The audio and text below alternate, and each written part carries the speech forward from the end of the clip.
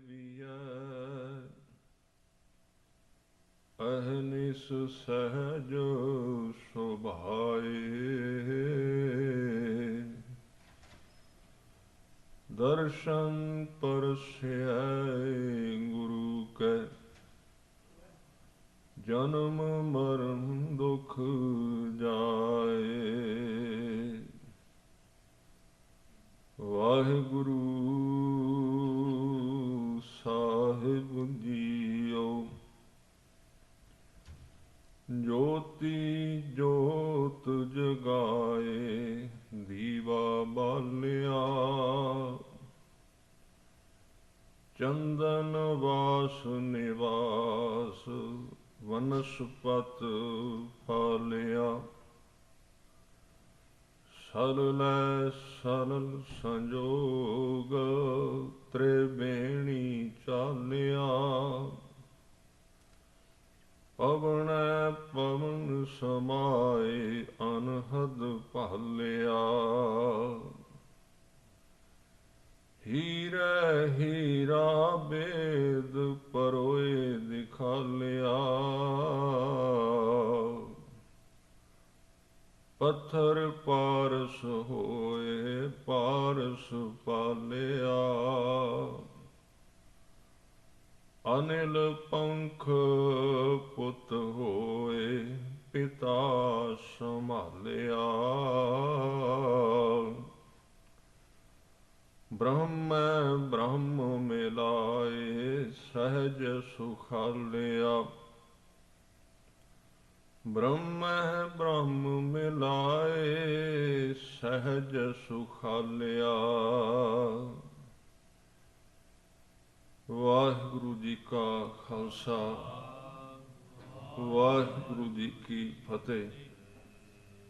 ਸਤਿਗੁਰੂ ਦੀਨ ਦੁਨੀਆ ਦੇ ਮਾਲਕ ਸੱਚੇ ਪਾਤਸ਼ਾਹ ਜੀ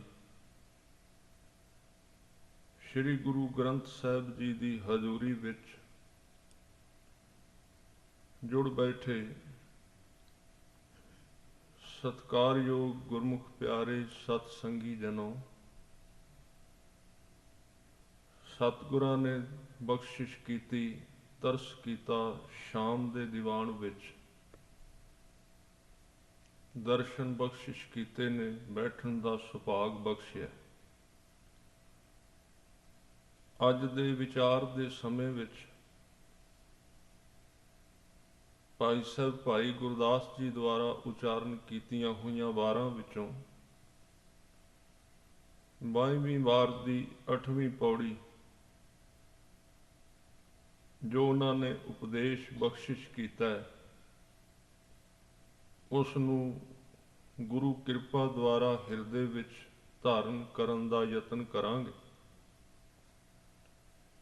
ਜਿਵੇਂ ਕਿ ਆਪ ਜੀ ਨੇ ਪਾਠ ਰੂਪ ਵਿੱਚ ਸੁਣਿਆ, ਕਿਉਂਕਿ ਭਾਈ ਗੁਰਦਾਸ ਜੀ ਜਿਹੜੀ ਗੱਲ ਕਠਿਨ ਹੈ, ਸਮਝ ਵਿੱਚ ਨਾ ਆਵੇ, ਉਹਨਾਂ ਨੇ ਉਹਨੂੰ ਬਿਲਕੁਲ ਸਰਲ ਤੇ ਸੌਖੀ ਉਦਾਹਰਨਾਂ ਵਿੱਚ ਪਾ ਕੇ ਸਮਝਾਇਆ। ਇਸ ਪੌੜੀ ਦਾ 8ਵਾਂ ਬੰਦ ਉਹ ਇਹਦਾ ਆਧਾਰ ਹੈ ਕਿ ਇਹ ਜੀਵ ਪਰਮਾਤਮਾ ਤੋਂ ਵਿਛੜ ਕੇ ਪੈਦਾ ਹੋਇਆ। ਅਕਾਲ ਪੁਰਖ ਨੇ ਸਾਨੂੰ ਪੈਦਾ ਕੀਤਾ ਹੈ। ਕਹੋ ਕਬੀਰ ਇਹ ਰਾਮ ਕੀ ਅੰਸ਼। ਜਿਵੇਂ ਪਾਣੀ ਦੀ ਇੱਕ ਬੂੰਦ ਸਮੁੰਦਰ ਵਿੱਚੋਂ ਉੱਡ ਕੇ ਬੱਦਲ ਬਣਦੀ ਹੈ, ਫਿਰ ਉਹ ਬੱਦਲ ਉੱਡ ਕੇ ਦੂਰ ਦੂਰ ਪਹਾੜਾਂ ਵਿੱਚ, ਰੇਗਿਸਤਾਨਾਂ ਵਿੱਚ, ਜ਼ਮੀਨ ਦੇ ਕਈ ਟੁਕੜਿਆਂ ਤੇ ਜਾ ਕੇ ਵੱਸਦਾ ਹੈ, ਮੀਂਹ ਪੈਂਦਾ ਹੈ।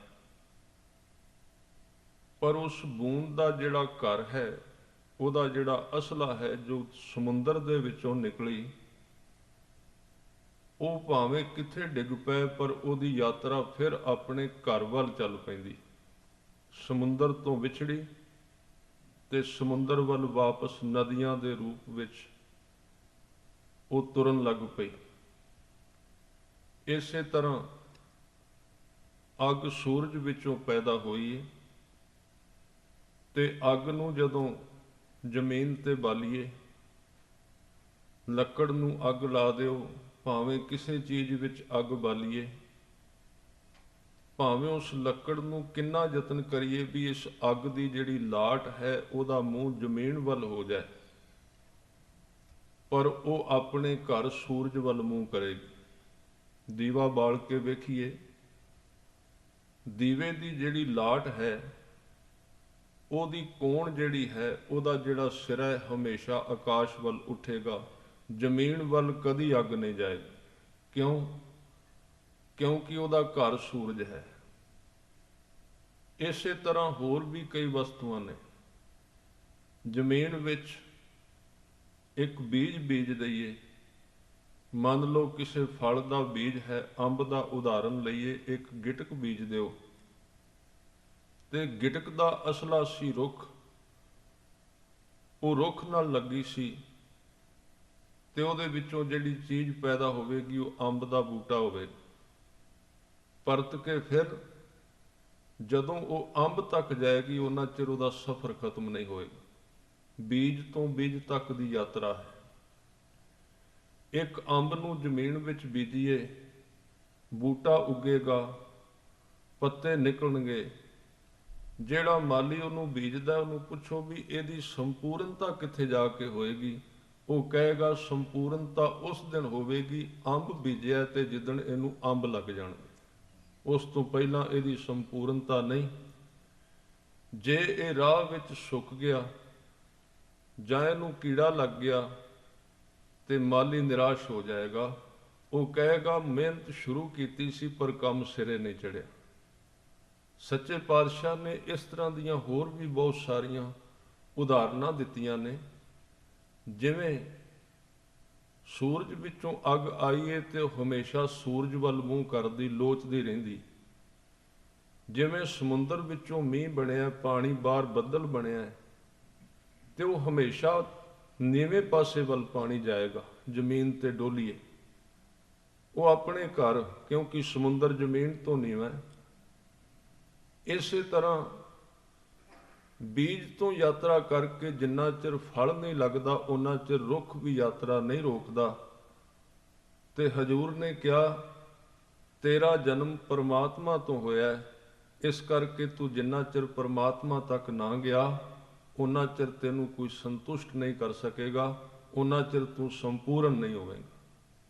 ਜਿੱਥੋਂ ਪੈਦਾ ਹੋਇਆ ਮਨੁੱਖ, ਜਿਹੜੀ ਥਾਂ ਤੋਂ ਬਣਿਆ, ਉੱਥੇ ਹੀ ਜਾਏਗਾ।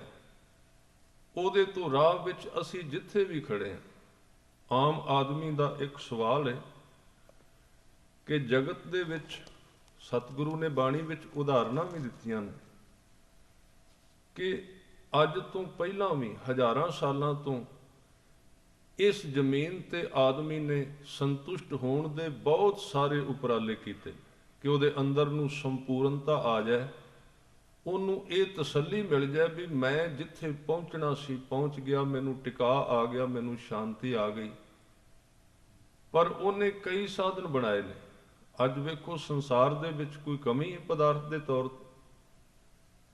ਅਜੇ ਪਹਿਲਾਂ ਆਦਮੀ ਅਧੂਰਾ ਸੀ ਪਦਾਰਥ ਦੇ ਤੌਰ ਤੇ, ਉਦੋਂ ਤਾਂ ਉਹਨੂੰ ਉਮੀਦ ਸੀ। ਅੱਜ ਤੋਂ ਪਹਿਲਾਂ 100 ਸਾਲ ਪਿੱਛੇ ਜਾਓ, 200 ਸਾਲ ਪਿੱਛੇ ਜਾਓ, ਉਦੋਂ ਬੰਦਾ ਸੋਚਦਾ ਸੀ ਮੇਰੇ ਕੋਲ ਸਾਧਨ ਨਹੀਂ, ਕੰਮ ਕਰਨ ਦੇ ਸਾਧਨ ਘੱਟ ਨੇ, ਖਾਣ ਪੀਣ ਦੇ, ਪਹਿਨਣ ਦੇ, ਰਹਿਣ ਦੇ। ਤਾਂ ਇੱਕ ਟਾਰਗੇਟ ਨਿਸ਼ਾਨਾ ਅਜੇ ਬਚਿਆ ਸੀ ਵੀ ਜਿੱਦਣ ਪਦਾਰਥ ਪੂਰਾ ਹੋਵੇਗਾ ਉਦਣ ਅੰਦਰ ਟਿਕ ਜਾਏਗਾ। ਪਰ ਅੱਜ ਤੇ ਪੂਰਾ ਸਭ ਕੁਝ ਹੋ ਗਿਆ ਤੇ ਅੰਦਰ ਫਿਰ ਵੀ ਅਧੂਰਾ ਹੀ, ਅੰਦਰ ਉੱਥੇ ਹੀ ਖੜਾ। ਉਸ ਤੋਂ ਵੀ ਜ਼ਿਆਦਾ ਕਲਪ ਗਿਆ। ਕਿਉਂ? ਪਹਿਲਾਂ ਘੱਟੋ ਘੱਟ ਧਿਆਨੇ ਤੇ ਲੱਗਾ ਸੀ ਨਾ। ਪਹਿਲਾਂ ਉਮੀਦ ਤੇ ਹੈ ਸੀ ਵੀ ਕਿਤੇ ਪਹੁੰਚਾਂਗੇ ਤੇ ਕਿਤੇ ਗੱਲ ਸਿਰੇ ਲੱਗੇਗੀ, ਪਰ ਹੁਣ ਤੇ ਜਿਵੇਂ ਕਹਿ ਲਓ ਵੀ ਸਿਰਾ ਆ ਗਿਆ ਤੇ ਕਹਿੰਦੇ ਅੱਗੇ ਕੁਝ ਹੈ ਵੀ ਨਹੀਂ। ਹੁਣ ਕੀ ਕਰੀਏ? ਉਹ ਕਿਹੜੀ ਚੀਜ਼ ਹੈ? ਗੁਰੂ ਗ੍ਰੰਥ ਸਾਹਿਬ ਪਾਤਸ਼ਾਹ ਨੇ ਉਹਦੀ ਵਿਆਖਿਆ ਕੀਤੀ 1430 ਅੰਗਾਂ ਵਿੱਚ। ਉਸੇ ਚੀਜ਼ ਬਾਰੇ ਕਿਹਾ ਜਿਹਨੂੰ ਸਤਿਗੁਰੂ ਨੇ ਕਿਹਾ ਬੜੇ ਬੜੇ ਆਏ, ਉਸ ਤੈਨੂੰ ਦਾਤ ਤੋਂ ਬਿਨਾਂ ਕਦੀ ਤ੍ਰਿਪਤੀ ਨਹੀਂ ਮਿਲੇਗੀ, ਕਿਉਂਕਿ ਤੇਰਾ ਘਰ ਅਕਾਲ ਪੁਰਖ ਵਾਹਿਗੁਰੂ ਦਾ ਘਰ ਹੈ। ਇੱਥੋਂ ਤੱਕ ਸਾਡੀਆਂ ਤੇ ਉਮਰਾਂ ਵੀ ਛੋਟੀਆਂ ਨੇ। ਗੁਰੂ ਨਾਨਕ ਸਾਹਿਬ ਸੱਚੇ ਪਾਤਸ਼ਾਹ ਨੇ ਕਿਹਾ ਕਹਿਣ ਲੱਗੇ ਕਿਸੇ ਬੰਦੇ ਦੀ ਉਮਰ 4 ਯੁੱਗ ਹੋਵੇ। ਹੁਣ ਵੇਖੋ 50 60 70 80 ਸਾਲ ਉਮਰ ਹੈ, ਇਹਦੇ ਵਿੱਚ ਕਿੱਥੇ ਤ੍ਰਿਪਤੀ ਮਿਲਣੀ। ਇੱਕ ਬੰਦੇ ਦੀ ਉਮਰ 4 ਯੁੱਗ ਤੇ ਉਹਦੇ ਤੋਂ 10 ਗੁਣਾ 40 ਯੁੱਗ। ਜਪਜੀ ਸਾਹਿਬ ਵਿੱਚ ਪੌੜੀ ਆਉਂਦੀ, ਤੁਸੀਂ ਸਮਝ ਲਿਆ। 4 ਤੋਂ 40 ਯੁੱਗ ਤੇ ਉਹਦੇ ਤੋਂ ਵੀ ਜ਼ਿਆਦਾ ਉਮਰ ਹੋ ਜਾਏ। ਜੇ ਯੁੱਗ ਚਾਰੇ ਆਰਜਾ ਹੋਰ ਦਸੂਣੀ ਹੋਏ। 40 ਯੁੱਗਾਂ ਦੀ ਉਮਰ ਇੱਕ ਵਿਅਕਤੀ ਦੀ ਹਜ਼ਾਰਾਂ ਸਾਲ ਨਹੀਂ ਲੱਖਾਂ ਸਾਲ ਬਣਦੀ। ਇੱਕ ਵਿਅਕਤੀ ਨਹੀਂ ਤੇ ਆਦਮੀ ਸੋਚਦਾ ਵੀ ਉਮਰ ਆ 30 40 ਸਾਲ 50 ਸਾਲ ਤੋਂ ਬਾਅਦ ਮੇਰੇ ਮਨ ਵਿੱਚ ਰਹਿ ਗਿਆ, ਸ਼ਾਇਦ ਉਮਰ ਮੇਰੀ 100 ਸਾਲ 200 ਸਾਲ ਹੁੰਦੀ ਤੇ ਸ਼ਾਇਦ ਮੈਂ ਤ੍ਰਿਪਤ ਹੋ ਜਾਂਦਾ ਦੁਨੀਆ ਦਾ ਧਨ ਕਮਾ ਕੇ ਜਾਂ ਦੁਨੀਆ ਨੂੰ ਭੋਗ ਕੇ। ਪਰ ਗੁਰੂ ਬਾਬਾ ਜੀ ਨੇ ਬੰਦੇ ਦਾ ਟਾਈਮ ਖਰਾਬ ਨਾ ਹੋਵੇ ਇਸ ਕਰਕੇ ਉਹਨੂੰ ਇਹ ਬਹੁਤ ਵੱਡਾ ਤਜਰਬਾ ਦੇ ਦਿੱਤਾ। ਤੇ ਆਦਮੀ ਇੰਨੇ ਜਨਮ ਧਾਰਦਾ। ਗੁਰੂ ਗ੍ਰੰਥ ਸਾਹਿਬ ਜੀ ਦੀ ਬਾਣੀ ਦੇ ਅਨੁਸਾਰ ਪਰਤ ਪਰਤ ਕੇ ਜਨਮ ਦਾ ਹੀ ਕਾਰਨ ਇਹ ਵੇ ਕਿ ਵਿਅਕਤੀ ਸੰਸਾਰ ਵਿੱਚੋਂ ਰੱਜਿਆ ਨਹੀਂ। ਜਿੱਦਣ ਰੱਜ ਗਿਆ ਉਸ ਦਿਨ ਜਿਹੜਾ ਤੁਸੀਂ ਕੀਰਤਨ ਵਿੱਚ ਸ਼ਬਦ ਸੁਣ ਰਹੇ ਸੀ, ਨਾ ਕਿਛ ਆਏ ਵੋ ਨਾ ਕਿਛ ਜਾਏ ਵੋ। ਆਉਣਾ ਜਾਣਾ ਕਿਉਂ ਹੈ? ਕਿਉਂਕਿ ਅੰਦਰ ਤ੍ਰਿਪਤ ਨਹੀਂ ਹੋਇਆ, ਥਾਂ ਨਹੀਂ ਮਿਲਿਆ, ਘਰ ਨਹੀਂ ਆਇਆ। ਜਿਸ ਦਿਨ ਘਰ ਆ ਗਿਆ ਉਸ ਦਿਨ ਆਉਣਾ ਜਾਣਾ ਖਤਮ। ਰਾਮ ਕੀ ਦੁਹਾਈ, ਇਹ ਅਖੀਰਲਾ ਗਿਆਨ ਹੈ। ਕਬੀਰ ਸਾਹਿਬ ਕਹਿੰਦੇ ਦੁਹਾਈ ਦਾ ਮਤਲਬ ਵੀ ਇਹ ਗੱਲ ਖੋਲ ਕੇ ਦੱਸਣੀ ਵੀ ਆਹ ਗੱਲ ਸੱਚ ਹੈ। ਆਉਣਾ ਜਾਣਾ ਤਾਂ ਹੈ ਕਿਉਂਕਿ ਅੰਦਰ ਰੱਜਿਆ ਨਹੀਂ। ਜਿਸ ਦਿਨ ਰਜੇਵਾ ਮਿਲਿਆ ਉਸ ਦਿਨ ਸੰਪੂਰਨਤਾ ਹੋਵੇਗੀ, ਉਸ ਤੋਂ ਪਹਿਲਾਂ ਨਹੀਂ। ਇਸ ਕਰਕੇ ਸੱਚੇ ਪਾਤਸ਼ਾਹ ਕਹਿੰਦੇ ਨੇ ਗੁਰੂ ਦੀ ਮਹਿਮਾ, ਗੁਰੂ ਦੀ ਉਪਮਾ ਤਾਂ ਹੀ ਕੀਤੀ ਗਈ ਇਸ ਦੁਨੀਆ ਦੇ ਵਿੱਚ। ਗੁਰ ਸਮਰੱਥ, ਸਮਰੱਥ ਕਿਉਂ ਕਿਹਾ? ਗੁਰ ਜੈਸਾ ਨਾਹੀ ਕੋ ਦੇਵ, ਜਿਸ ਮਸਤਕ ਭਾਗ ਸੋ ਲਾਗਾ ਸੇਵ। ਗੁਰੂ ਵਰਗਾ ਹੋਰ ਕੋਈ ਦੇਵ ਦੇਵਤਾ ਹੈ ਨਹੀਂ। ਕਿਉਂ ਨਹੀਂ? ਕਿਉਂਕਿ ਜਿਹੜਾ ਕੰਮ ਅਸੀਂ 50 ਸਾਲ ਕਰ ਕਰਕੇ ਵੇਖਣਾ ਹੈ, ਸੱਚੇ ਪਾਤਸ਼ਾਹ ਕਹਿੰਦੇ ਤੂੰ ਅੱਜ ਮੇਰੇ ਤੇ ਭਰੋਸਾ ਕਰ ਲੈ, ਤੂੰ 50 ਸਾਲਾਂ ਬਾਅਦ ਜਿਸ ਸਿੱਟੇ ਤੇ ਪਹੁੰਚਣਾ ਤੈਨੂੰ ਅੱਜ ਦੱਸ ਦੇਣਾ। 50 ਸਾਲ ਗਵਾਏਗਾ। ਗੁਰੂ ਕੋਲ ਹੋਣ ਦਾ ਮਤਲਬ ਇਹ ਹੈ ਆਦਮੀ ਦਾ ਟਾਈਮ ਖਰਾਬ ਨਾ ਹੋਵੇ, ਉਹਦਾ ਟਾਈਮ ਬਹੁਤਾ ਖਰਾਬ ਨਾ ਹੋਵੇ, ਜਾਇਆ ਨਾ ਹੋਵੇ। ਜਿਵੇਂ ਅਸੀਂ ਕਲਾਸ ਵਿੱਚ ਪੜ੍ਹਦੇ ਹਾਂ, ਜੇ ਇੱਕ ਵਿਦਿਆਰਥੀ ਕਵੇ ਮੈਂ ਆਪ ਇੱਕ ਸਵਾਲ ਹੱਲ ਕਰਨਾ ਹੈ ਤੇ ਉਹਨੂੰ ਪਹਿਲਾਂ 20 ਸਾਲ ਲਾਉਣੇ ਪੈਣਗੇ, ਪੜ੍ਹਨਾ ਪਏਗਾ। ਪਰ ਜਿਹੜਾ ਅਧਿਆਪਕ ਹੈ ਨਾ, ਉਹਨੇ 20 ਸਾਲ ਲਾ ਕੇ ਉਸ ਸਵਾਲ ਨੂੰ ਹੱਲ ਕੀਤਾ ਹੁੰਦਾ ਹੈ। ਉਹ ਕਹਿੰਦਾ ਤੂੰ 20 ਸਾਲ ਨਾ ਲਾ, ਤੈਨੂੰ ਮੈਂ 20 ਮਿੰਟਾਂ ਵਿੱਚ ਸਮਝਾ ਦੇਣਾ। ਉੱਥੇ ਦੇਰ ਨਹੀਂ ਲੱਗੇਗੀ, ਸਮਾਂ ਨਹੀਂ ਲੱਗੇਗਾ। ਇਸ ਕਰਕੇ ਜਿਹੜੇ ਗੁਰੂ ਕੇ ਚਰਨਾਂ ਜੋ ਕੁਝ ਗਿਆਨ ਗੁਰੂ ਗ੍ਰੰਥ ਸਾਹਿਬ ਜੀ ਦੇ ਵਿੱਚ ਆਇਆ ਹੈ, ਜੇ ਮੋਟੇ ਤੌਰ ਤੇ ਕਹੀਏ ਤੇ ਤਕਰੀਬਨ 500 ਸਾਲਾਂ ਦਾ ਤਜਰਬਾ ਹੈ ਗੁਰੂ ਗ੍ਰੰਥ ਸਾਹਿਬ ਜੀ ਦੇ ਵਿੱਚ। ਕਿਉਂਕਿ 12ਵੀਂ ਸਦੀ ਤੋਂ ਸ਼ੁਰੂ ਹੋਇਆ। ਭਗਤ ਜੈਦੇਵ ਜੀ 1170 ਦੇ ਆਲੇ ਦੁਆਲੇ ਹੋਏ ਨੇ। ਉੱਥੋਂ ਲੈ ਕੇ ਤਜਰਬਾ ਹੋਣ ਲੱਗਾ ਹੈ। ਤੇ ਗੁਰੂ ਤੇਗ ਬਹਾਦਰ ਸਾਹਿਬ ਜੀ ਦੀ ਸ਼ਹਾਦਤ 1675 ਵਿੱਚ ਹੋਈ ਹੈ। 500 ਸਾਲ ਦੇ ਕਰੀਬ ਬਣਦੇ ਨੇ। 500 ਸਾਲ ਚੀਜ਼ ਦੇ ਉੱਤੇ ਵਿਚਾਰ ਕੀਤੀ ਗਈ, ਤਜਰਬੇ ਕੀਤੇ ਗਏ ਨੇ। ਜਿਵੇਂ ਵਿਗਿਆਨਕ, ਕਿਉਂਕਿ ਵਿਗਿਆਨਕਾਂ ਦਾ ਇੱਕ ਤਰੀਕਾ, ਵਿਗਿਆਨ ਅੱਗੇ ਕਿਉਂ ਵਧਿਆ, ਉਹਦਾ ਇੱਕ ਉਹਦੀ ਚੇਨ ਹੈ। ਇੱਕ ਬੰਦੇ ਨੇ 50 ਸਾਲ ਖੋਜ ਕੀਤੀ, ਉਹ ਉੱਥੇ ਛੱਡ ਕੇ ਚਲਾ ਗਿਆ, ਦੂਜੇ ਨੇ ਉੱਥੋਂ ਸ਼ੁਰੂ ਕਰ ਦਿੱਤੀ, ਅਗਲੇ ਨੇ ਫਿਰ ਉਹਨੂੰ ਵਧਾਇਆ, ਅਗਲੇ ਨੇ ਫਿਰ ਉਹਨੂੰ ਵਧਾਇਆ। ਸਤਿਗੁਰੂ ਜੀ ਨੇ ਜਦੋਂ ਗੁਰੂ ਗ੍ਰੰਥ ਸਾਹਿਬ ਜੀ ਨੂੰ ਗੁਰਤਾ ਗੱਦੀ ਜਿਹੜੀ ਬਿਰਾਜਮਾਨ ਕੀਤਾ, ਉਸ ਵੇਲੇ ਸਾਰਾ ਜਿਹੜਾ ਤੱਤ ਸੀ ਫਾਈਨਲ ਹੋ ਚੁੱਕਾ ਸੀ। ਸਤਿਗੁਰੂ ਗੁਰੂ ਗ੍ਰੰਥ ਸਾਹਿਬ ਜੀ ਦੇ ਵਿੱਚ ਇਹ ਤੱਤ ਆ ਗਿਆ ਵੀ ਸੋਧਤ ਸੋਧਤ ਸੋਧ ਵਿਚਾਰਾ, ਬਿਨ ਹਰ ਭਜਨ ਨਹੀਂ ਛੁਟਕਾਰਾ। ਇਹ ਚੰਗੀ ਤਰ੍ਹਾਂ ਘੋਖਿਆ ਗਿਆ, ਚੰਗੀ ਤਰ੍ਹਾਂ ਵੇਖਿਆ ਗਿਆ। ਇਹੀ ਕਾਰਨ ਹੈ ਜੇ ਕੋਈ ਸਿੱਖ ਅੱਜ ਗੁਰੂ ਗ੍ਰੰਥ ਸਾਹਿਬ ਜੀ ਬਾਰੇ ਪੁਨਰ ਵਿਚਾਰ ਕਰਨਾ ਚਾਹੇਗਾ ਤੇ ਉਹ ਗੁਰੂ ਗ੍ਰੰਥ ਸਾਹਿਬ ਦਾ ਸਿੱਖ ਨਹੀਂ ਹੋਵੇਗਾ। ਪੁਨਰ ਵਿਚਾਰ ਦਾ ਮਤਲਬ ਜੇ ਉਹ ਕਵੇ ਮੈਂ ਖੋਜ ਕਰਕੇ ਵੇਖਣਾ ਵੀ ਇਹਦੇ ਵਿੱਚ ਕੀ ਠੀਕ ਹੈ ਤੇ ਕੀ ਠੀਕ ਨਹੀਂ, ਉਹ ਪੁਨਰ ਵਿਚਾਰ ਕਰੇ, ਉਹ ਸਿੱਖ ਨਹੀਂ ਗੁਰੂ ਗ੍ਰੰਥ ਸਾਹਿਬ ਦਾ। ਕਿਉਂਕਿ 500 ਸਾਲ ਵਿਚਾਰ ਹੋ ਚੁੱਕੀ ਹੈ ਤੇ ਉਹਦੇ ਤੋਂ ਬਾਅਦ ਉਹਦੇ ਉੱਤੇ ਫਾਈਨਲ ਹੋ ਚੁੱਕਾ ਹੈ। ਕਲਗੀਧਰ ਪਾਤਸ਼ਾਹ ਨੇ ਸਿਰ ਝੁਕਾ ਦਿੱਤਾ। ਇਸ ਕਰਕੇ ਜੇ ਅਜੇ ਵੀ ਕੋਈ ਬੁੱਧੀ ਇਹ ਕਹਿੰਦੀ ਏ, ਇਹ ਵਿਚਾਰ ਪੈਦਾ ਕਰਦੀ ਏ ਕਿ ਪਰਤ ਕੇ ਮੈਂ ਫਿਰ ਖੋਜਣਾ ਕਿ ਇਹਦੇ ਵਿੱਚ ਕੀ ਹੈ ਕੀ ਨਹੀਂ, ਕੀ ਠੀਕ ਹੈ ਕੀ ਗਲਤ ਏ, ਉਹਦਾ ਗੁਰੂ ਗ੍ਰੰਥ ਸਾਹਿਬ ਜੀ ਨਾਲੋਂ ਸਿੱਖ ਹੋਣ ਦਾ ਨਾਤਾ ਉਸੇ ਵੇਲੇ ਖਤਮ ਹੋ ਗਿਆ, ਸੰਬੰਧ ਟੁੱਟ ਗਿਆ। ਕਿਉਂਕਿ ਸਿੱਖ ਗੁਰੂ ਬਾਰੇ ਕਦੀ ਨਹੀਂ ਵਿਚਾਰਦਾ ਵੀ ਗੁਰੂ ਪੂਰਾ ਹੈ ਕਿ ਕਿਵੇਂ, ਕਿਉਂਕਿ ਉਹਨੇ ਤੇ ਮੰਨਿਆ ਸਿਰਫ। ਇੱਥੇ ਅਸੀਂ ਟਪਲਾ ਖਾ ਗਏ। ਇੱਕ ਪਾਸੇ ਅਸੀਂ ਬਾਣੀ ਨੂੰ ਗੁਰੂ ਕਹਿੰਦੇ ਆ, ਇੱਕ ਪਾਸੇ ਅਸੀਂ ਬਾਣੀ ਨੂੰ ਛਾਣਦੇ ਆ, ਉਹਦੇ ਬਾਰੇ ਅਸੀਂ ਆਪਣੇ ਬਿਆਨ ਦਿੰਦੇ ਆ, ਤੋਲਨੇ ਆ ਵੀ ਕੀ ਇਹਦੇ ਵਿੱਚ ਠੀਕ ਹੈ, ਇਹਦੇ ਤੇ ਮੇਰਾ ਮਨ ਨਹੀਂ ਰਾਜੀ, ਇਹਦੇ ਤੇ ਮੇਰਾ ਮਨ ਠੀਕ ਹੈ। ਜੇ ਪਰਤ ਕੇ ਵਿਚਾਰ ਕਰਨੇ ਆ ਤੇ ਫਿਰ ਕੰਮ ਅਧੂਰਾ ਰਹਿ ਗਿਆ।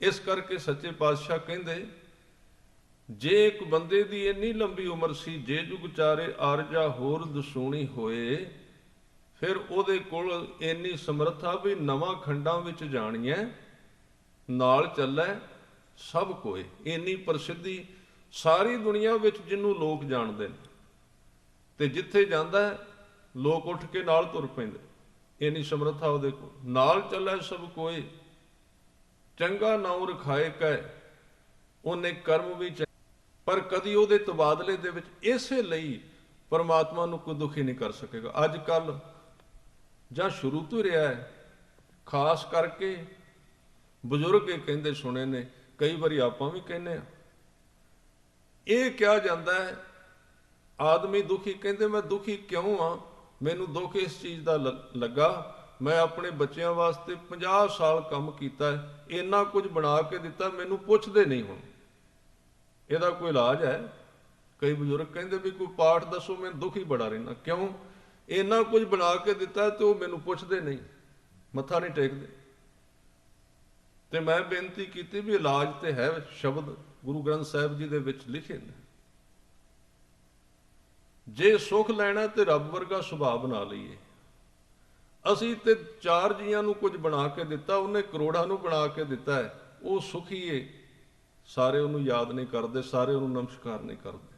ਕਿਉਂ? ਕਿਉਂਕਿ ਉਹ ਚੰਗਿਆਈ ਕਰੀ ਜਾਂਦਾ, ਉਹਦੇ ਤਬਾਦਲੇ ਦੇ ਵਿੱਚ ਤਮਾ ਨਹੀਂ ਰੱਖਦਾ ਵੀ ਝੁਕੇ ਮੇਰੇ ਅੱਗੇ ਕੋਈ। ਸਾਡੇ ਅੰਦਰ ਜਿਹੜੀ ਤਮਾ ਹੈ ਵੀ ਅਸੀਂ ਕੁਝ ਕੀਤਾ ਤੇ ਹੁਣ ਸਾਡੇ ਅੱਗੇ ਕੋਈ ਵਾਪਸ ਕਰੇ, ਉਹ ਦੁੱਖ ਪੈਦਾ ਕਰੇਗੀ। ਜਿੱਦਣ ਮਨੁੱਖ ਦਾ ਸੁਭਾਅ ਗੁਰੂ ਗ੍ਰੰਥ ਸਾਹਿਬ ਵਰਗਾ ਹੋ ਗਿਆ, ਗੁਰੂ ਕੇ ਸ਼ਬਦ ਦੇ ਇਹੀ ਅਰਥ ਨੇ ਸੁਭਾਅ, ਜਿਹੜਾ ਵਾਰ-ਵਾਰ ਗੁਰਬਾਣੀ ਵਿੱਚ ਸ਼ਬਦ ਅੱਖਰ ਆਏਗਾ ਨਾ, ਗੁਰ ਸ਼ਬਦੀ, ਜਾਂ ਅੰਦਰੋਂ ਜਿਨ ਕਾ ਮੋਹ ਟੁੱਟਾ ਤਿਨ ਕਾ ਸ਼ਬਦ ਸੱਚੇ ਸਵਾਰਿਆ। ਸ਼ਬਦ ਦੇ ਇੱਕ ਰੂਪ ਸ਼ਬਦ ਦਾ ਉਚਾਰਨ ਕਰਨਾ, ਜਿਵੇਂ ਆਪਾਂ ਵਾਹਿਗੁਰੂ ਉਚਾਰਨ ਕਰਨੇ ਆ, ਜਾਂ ਜਪਜੀ ਸਾਹਿਬ ਜਾਂ ਮੂਲ ਮੰਤਰ, ਕੁਝ ਵੀ ਹੋ ਸਕਦਾ, ਉਹ ਸ਼ਬਦ ਦਾ ਇਹ ਪ੍ਰਗਟ ਰੂਪ ਹੈ। ਪਰ ਸ਼ਬਦ ਦਾ ਜਿਹੜਾ ਸੂਖਸ਼ਮ ਰੂਪ ਹੈ ਉਹ ਹੈ ਗੁਰੂ ਗ੍ਰੰਥ ਸਾਹਿਬ ਜੀ ਦਾ ਸੁਭਾਅ। ਉਹ ਸੁਭਾਅ ਸਿੱਖ ਨੇ ਆਪਣੇ ਸੁਭਾਅ ਵਿੱਚ ਪਾਉਣਾ। ਤੇ ਅੱਜ ਦੀ ਸਾਰੀ ਪੌੜੀ ਜਿਹੜੀ ਮੈਂ ਆਪ ਜੀ ਨਾਲ ਸਾਂਝੀ ਕਰ ਰਿਹਾ, ਇਸੇ ਆਧਾਰ ਤੇ ਭਾਈ ਗੁਰਦਾਸ ਜੀ ਨੇ ਉਚਾਰੀ ਹੈ ਬਈ ਬਸ ਗੁਰੂ ਤੇ ਸਿੱਖ ਦਾ ਇੱਕੋ ਹੀ ਕਾਰਜ ਹੈ ਗੁਰਦੁਆਰੇ ਆਉਣ ਦਾ, ਕਿ ਸਿੱਖ ਆਪਣੇ ਆਪੇ ਦੇ ਵਿੱਚ ਗੁਰੂ ਦੇ ਆਪੇ ਨੂੰ ਪਾਉਂਦਾ ਹੈ, ਆਪਣੇ ਆਪੇ ਨੂੰ ਵਿੱਚੋਂ ਖਤਮ ਕਰਨਾ ਹੈ ਤੇ ਗੁਰੂ ਦੇ ਆਪੇ ਨੂੰ ਪਾਉਣਾ। ਹੋਰ ਕੋਈ ਸਿੱਖੀ ਨਹੀਂ, ਹੋਰ ਕੋਈ ਕਾਰਜ ਨਹੀਂ। ਜੇ ਅਸੀਂ ਵੱਖਰੇ ਰਹਿ ਗਏ, ਜੇ ਫਰਕ ਰਹਿ ਗਿਆ, ਜੇ ਉਹਦੇ ਵਰਗੇ ਨਾ ਹੋਏ ਤਾਂ ਸਾਡਾ ਕੋਈ ਮੁੱਲ ਨਹੀਂ। ਜਿਵੇਂ ਇਸ ਲਾਈਟ ਦਾ ਮੁੱਲ ਤਾਂ ਹੈ ਜੇ ਕਨੈਕਸ਼ਨ ਨਾਲ ਜੁੜ ਗਈ ਤਾਂ ਜਗੇਗੀ, ਚਾਨਣ ਦੇਗੀ। ਜੀਵਨ ਬੁੱਝਾ ਹੋਏ ਤਾਂ ਹੈ। ਅਸੀਂ ਸੋਚਨੇ ਆ ਤਾਂ ਕਨੈਕਸ਼ਨ ਅਸੀਂ ਜੋੜਨਾ ਨਹੀਂ, ਪਰ ਜਗਣਾ ਹੈ। ਫਿਰ ਉੱਥੇ ਚਾਨਣ ਕਿੱਥੇ? ਚਾਨਣ ਦੀਆਂ ਪਾਲਿਸ਼ਾਂ ਹੁੰਦੀਆਂ ਨੇ, ਚਾਨਣ ਦੀ ਪਾਲਿਸ਼ ਵੀ ਹੋ ਸਕਦੀ ਹੈ, ਨਕਲੀ ਹੈ ਫਿਰ ਉਹ ਸਾਰਾ ਕੁਝ। ਜੇ ਜਗਣਾ ਹੈ ਤੇ ਇਸ ਬਲਬ ਦਾ ਕਨੈਕਸ਼ਨ ਇਹਨੂੰ ਕਰਨਾ ਪੈਣਾ ਪਾਵਰ ਦੇ ਨਾਲ। ਪਾਵਰ ਤੋਂ ਬਿਨਾਂ ਇਹਦਾ ਕੋਈ ਮੁੱਲ ਨਹੀਂ। ਜੀਵਨ ਦਾ ਮੁੱਲ ਉਸ ਸ਼ਕਤੀ ਤੋਂ ਬਿਨਾਂ ਨਹੀਂ ਜਿਹਨੂੰ ਗੁਰੂ ਸਾਹਿਬ ਨੇ ਨਾਮ ਕਿਹਾ ਹੈ। ਨਾਮ, ਉਹਦੇ ਤੋਂ ਬਿਨਾਂ ਬੁੱਝਾ ਰਹੇਗਾ ਜੀਵਨ। ਹਾਂ, ਫਿਰ ਇਹ ਅਸੀਂ ਯਤਨ ਕਰਨੇ ਆ, ਚੀਜ਼ਾਂ ਨੂੰ ਪਾਲਿਸ਼ ਕਰਨ ਦੀ ਸਾਡੀ ਪੁਰਾਣੀ ਆਦਤ ਹੈ। ਹਰ ਇੱਕ ਚੀਜ਼ ਦਾ ਅਸੀਂ ਪਾਲਿਸ਼ ਸਾਡੇ ਕੋਲ ਹੈ, ਅਸੀਂ ਉਹਨੂੰ ਪਾਲਿਸ਼ ਕਰਦੇ ਰਹਿੰਦੇ ਹਾਂ, ਸੁੱਖ ਦੀ ਪਾਲਿਸ਼ ਕਰਦੇ ਰਹਿੰਦੇ ਹਾਂ, ਹੋਰ ਕਈ ਚੀਜ਼ਾਂ ਦੀ ਜੀਵਨ ਨੂੰ ਪਾਲਿਸ਼ ਕਰਨੇ ਆ, ਪਰ ਪਾਲਿਸ਼ ਤੇ ਆਖਰ ਪਾਲਿਸ਼ ਹੀ ਹੁੰਦੀ ਹੈ ਨਾ। ਗੁਰੂ ਗ੍ਰੰਥ ਸਾਹਿਬ ਜੀ ਦੀ ਬਾਣੀ ਦੇ ਵਿੱਚ ਇੱਕ ਸ਼ਬਦ ਆਇਆ, ਉਹਨੂੰ ਕਹਿੰਦੇ ਮੁਲੰਮਾ।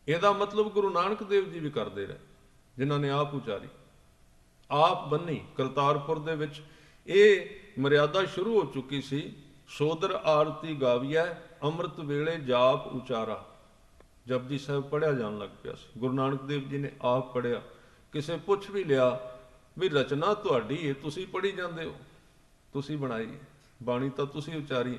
ਕਹਿਣ ਲੱਗੇ ਨਹੀਂ, ਜੈਸੀ ਮੈਂ ਆਵੈ ਖਸਮ ਕੀ ਬਾਣੀ ਤੈਸੜਾ ਕਰੀ, ਗਿਆਨ ਵੇ ਲਾਲੋ। ਗੁਰੂ ਨੇ ਤੇ ਆਪਣੀ ਬਾਣੀ ਨੂੰ ਵੀ ਆਪਣੀ ਬਾਣੀ ਨਹੀਂ ਸੀ ਕਿਹਾ, ਇਹ ਉਹ ਸੰਦੇਸ਼ ਦਿੱਤਾ ਸੀ ਵੀ ਇਹ ਸ਼ੁੱਧ ਗਿਆਨ ਉਤੋਂ ਸਿੱਧ ਆ ਰਿਹਾ। ਜੇ ਕਿਸੇ ਦੀ ਝੋਲੀ ਵਿੱਚ ਟਿਕ ਗਿਆ, ਉਹਨੂੰ ਸ਼ੁੱਧ ਕਰ ਦੇਗਾ, ਉਹਨੂੰ ਪਵਿੱਤਰ ਕਰ ਦੇਗਾ, ਉਹਨੂੰ ਉੱਚਾ ਕਰ ਦੇਗਾ। ਇਸ ਕਰਕੇ ਗੁਰੂ ਨਾਨਕ ਦੇਵ ਜੀ ਕਹਿੰਦੇ ਨੇ ਇੱਕ ਬੰਦੇ ਦੀ ਉਮਰ ਇਹ 40 ਯੁੱਗ ਤੋਂ ਵੀ ਜ਼ਿਆਦਾ ਸੀ। ਉਦਾਹਰਨ ਦਿੱਤੀ ਗਈ, ਇੰਨੀ ਜੇ ਹੋ ਜਾਏ ਤਾਂ ਇਹਦਾ ਮਤਲਬ ਸਿਰਫ ਇੰਨਾ ਹੈ, ਇੰਨੇ ਯੁੱਗ, ਇੰਨੇ ਕਰੋੜ ਸਾਲ ਦਾ ਇੱਕ ਆਦਮੀ, ਇੰਨੇ ਕਰੋੜ ਸਾਲ, ਕਿਉਂਕਿ ਉਹਦੀ ਸਿਮਰਤੀ, ਉਹਦੀ ਯਾਦ ਜਿਉਂਦੀ ਰਵੇ ਕਿ ਮੈਂ ਇੰਨੇ ਕਰੋੜ ਸਾਲ ਸੰਸਾਰ ਨੂੰ ਭੋਗਿਆ। ਤੇ ਗੁਰੂ ਸਾਹਿਬ ਕਹਿੰਦੇ ਫਿਰ ਉਹਨੂੰ ਪੁੱਛੋ ਬਈ ਹੁਣ ਤੂੰ ਕੁਝ ਬਣਿਆ? ਤੇ ਹਜ਼ੂਰ ਕਹਿੰਦੇ ਨਹੀਂ, ਜੇ ਤਿਸ ਨਦਰ ਨਾ ਆਵਈ ਤਾਂ ਵਾਤ ਨਾ ਪੁੱਛੈ। ਕਿ ਵਾਤ ਦਾ ਅਰਥ ਹੈ ਖਬਰ ਲੈਣੀ, ਸਾਰ ਲੈਣੀ। ਆਦਮੀ ਕਹਿੰਦਾ ਮੈਨੂੰ ਕਿਸੇ ਪੁੱਛੇ ਨਹੀਂ। ਸੱਚੇ ਪਾਤਸ਼ਾਹ ਕਹਿੰਦੇ ਜਿਹਦੇ ਪਿੱਛੇ ਸਾਰੀ ਧਰਤੀ ਉੱਠ ਕੇ ਤੁਰਦੀ ਸੀ। ਇੱਥੇ ਇੱਕ ਹੋਰ ਗੁਰੂ ਸਾਹਿਬ ਇਸ਼ਾਰਾ ਕਰਦੇ ਨੇ, ਇਸ ਭੁਲੇਖੇ ਵਿੱਚ ਕਿਤੇ ਨਾ ਪਈ ਵੀ ਕਿੰਨੇ ਲੋਕ ਤੇਰੇ ਪਿੱਛੇ ਤੁਰਦੇ ਨੇ, ਕਿਉਂਕਿ ਇਹ ਜ਼ਰੂਰੀ ਨਹੀਂ ਕਿੰਨੇ ਲੋਕ ਇੱਥੇ ਤੇਰੇ ਪਿੱਛੇ ਤੁਰਦੇ ਨੇ, ਅੱਗੇ ਵੀ ਇਹਨਾਂ ਦੇ ਆਧਾਰ ਤੇ ਤੈਨੂੰ ਥਾਂ ਮਿਲ ਜਾਏਗੀ। ਉੱਥੇ ਨਹੀਂ ਇਹ ਕਿਹਾ ਜਾਏਗਾ ਵੀ ਇਸ ਬੰਦੇ ਦੀ ਵੋਟਿੰਗ ਇੰਨੀ ਹੋਈ ਸੀ, ਇੰਨੇ ਲੋਕ ਜਾਣਦੇ ਸਨ, ਇੰਨਾ ਧਨੀ ਸੀ। ਉੱਥੇ ਖਜ਼ਾਨਾ ਵੱਖਰਾ ਹੀ ਕੰਮ ਦੇਗਾ, ਉੱਥੇ ਹੋਰ ਚੀਜ਼ ਕੰਮ ਦੇਗੀ। ਤਾਂ ਹੀ ਤਾਂ ਕਲਗੀਧਰ ਪਾਤਸ਼ਾਹ ਨੇ ਇੱਕ ਆਦਮੀ ਨੂੰ ਇਹ ਖੁੱਲ੍ਹ ਕੇ ਗੱਲ ਕਹਿ ਦਿੱਤੀ ਸੀ, ਜਿਹਦਾ ਘਰ ਬਹੁਤ ਵੱਡਾ ਸੀ, ਜਿਹਦੀ ਹਵੇਲੀ ਬੜੀ ਵੱਡੀ ਸੀ। ਸਤਿਗੁਰਾਂ ਨੂੰ ਉਹਨੇ ਪੁੱਛਿਆ, ਘਰ ਬੁਲਾਇਆ, ਜਲ ਪਾਣੀ ਛਕਾਇਆ, ਤੇ ਇਹ ਸਵਾਲ ਕਰ ਬੈਠਾ, ਕਿਉਂਕਿ ਇਹ ਆਦਿ ਕਾਲ ਤੋਂ ਰਿਹਾ। ਜਿਹੜਾ ਖਜ਼ਾਨਾ ਗੁਰੂ ਸਾਹਿਬ ਸਾਨੂੰ ਦੇਣਾ ਚਾਹੁੰਦੇ ਸਨ ਜਾਂ ਹੁਣ ਵੀ ਦੇਣਾ ਚਾਹੁੰਦੇ ਨੇ, ਉਹਦੇ ਬਾਰੇ ਗ੍ਰਾਹਕ ਬੜੇ ਘੱਟ ਰਹੇ ਨੇ ਇਸ ਜ਼ਮੀਨ ਤੇ। ਅੱਜ ਵੀ ਜੇ ਗੁਰੂ ਗ੍ਰੰਥ ਸਾਹਿਬ ਜੀ ਦੇ ਕੋਲ ਜੋ ਅਸਲੀਅਤ ਵਿੱਚ ਉਹ ਦੇਣਾ ਚਾਹੁੰਦੇ ਨਾ, ਉਹ ਨਹੀਂ ਵਿਕਦਾ ਸੌਦਾ, ਹੋਰ ਬਹੁਤ ਕੁਝ ਵਿਕੀ ਜਾਂਦਾ। ਅੱਜ ਵੀ ਤਾਂ ਵੈਸੇ ਧਰਮ ਹਮੇਸ਼ਾ ਪਰਮਾਰਥ ਦਾ ਬਾਜ਼ਾਰ ਨਹੀਂ ਰਿਹਾ, ਉਹ ਪਦਾਰਥ ਦਾ ਹੀ ਬਾਜ਼ਾਰ ਰਹਿੰਦਾ। ਪਦਾਰਥ ਦੀ ਗੱਲ ਚੱਲਦੀ ਹੈ। ਨਾਲੇ ਇੱਥੇ ਪਦਾਰਥ ਦੀ ਗੱਲ ਕਰਨ ਵਾਲੇ ਵੀ, ਪਰਮਾਰਥ ਦੀ ਗੱਲ ਕਰਨ ਵਾਲੇ ਵੀ ਪਦਾਰਥ ਦੀ ਗੱਲ ਕਰਦੇ ਨੇ। ਪਰਮਾਰਥ ਯਾਨੀ ਕਿ ਧਰਮ, ਪਰਮਾਤਮਾ ਦਾ ਨਾਮ। ਇਹ ਬਾਜ਼ਾਰ ਚੱਲਦੀ ਉਸ ਆਧਾਰ ਤੇ ਹੈ, ਉਂਝ ਕਿੱਥੇ ਚੱਲਦਾ? ਪਦਾਰਥ ਦੀ ਗੱਲ ਚੱਲੇਗੀ। ਇਸ ਕਰਕੇ ਸਮਾਂ ਪਾ ਕੇ ਸਾਰੇ ਧਰਮ ਪਦਾਰਥ ਦੀ ਖੱਡ ਵਿੱਚ ਡਿੱਗ ਪੈਂਦੇ ਨੇ। ਉਹਦੀਆਂ ਅਰਦਾਸਾਂ ਉੱਥੋਂ ਤੱਕ ਸੀਮਿਤ ਰਹਿ ਜਾਂਦੀਆਂ, ਉੱਥੋਂ ਦਾ ਲੈਣ ਦੇਣ, ਉੱਥੋਂ ਦਾ ਸਾਰਾ ਕੁਝ, ਉੱਥੋਂ ਦੇ ਲੰਗਰਾਂ ਤੱਕ ਸੀਮਿਤ ਰਹਿ ਜਾਂਦਾ ਹੈ। ਆਦਮੀ ਸੋਚਦਾ ਹੈ ਇਹ ਇੱਕ ਚੰਗੀ ਗੱਲ ਤਾਂ ਹੈ, ਪਰ ਥੋੜਾ ਜਿਹਾ ਜਾਗਣ ਦੀ ਲੋੜ ਹੈ। ਜੇ ਸਿੱਖ ਇੱਕ ਦਿਨ ਗੁਰਦੁਆਰੇ ਪੀਜੇ ਦਾ ਲੰਗਰ ਲਾਉਂਦਾ ਹੈ ਤੇ ਭੀੜ ਬਹੁਤ ਹੋ ਜਾਂਦੀ ਹੈ, ਤੇ ਜੇ ਗੁਰੂ ਕੇ ਸ਼ਬਦ ਦਾ ਲੰਗਰ ਚੱਲਦਾ ਤੇ ਕੋਈ ਵੀ ਨਹੀਂ। ਇਹ ਸੋਚਣ ਵਾਲੀ ਗੱਲ।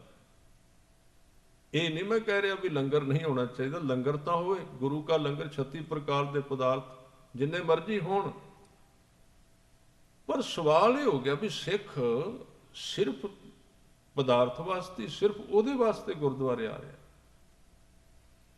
ਇਹ ਨਿਸ਼ਾਨੀਆਂ ਬੜੀਆਂ ਖਤਰਨਾਕ ਨੇ ਕਿ ਵਿਅਕਤੀ ਧਰਮ ਤੋਂ ਦੂਰ ਜਾ ਰਿਹਾ ਹੈ।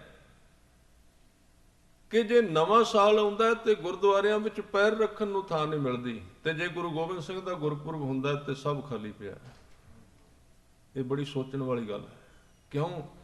क्योंकि नवें साल का भरम पैदा किया गया भी जे तुसी ये नवें चढ़ते साल दे विच गुरुद्वारे होवोगे तो सारा साल तुहाडी माया बहुत आवेगी।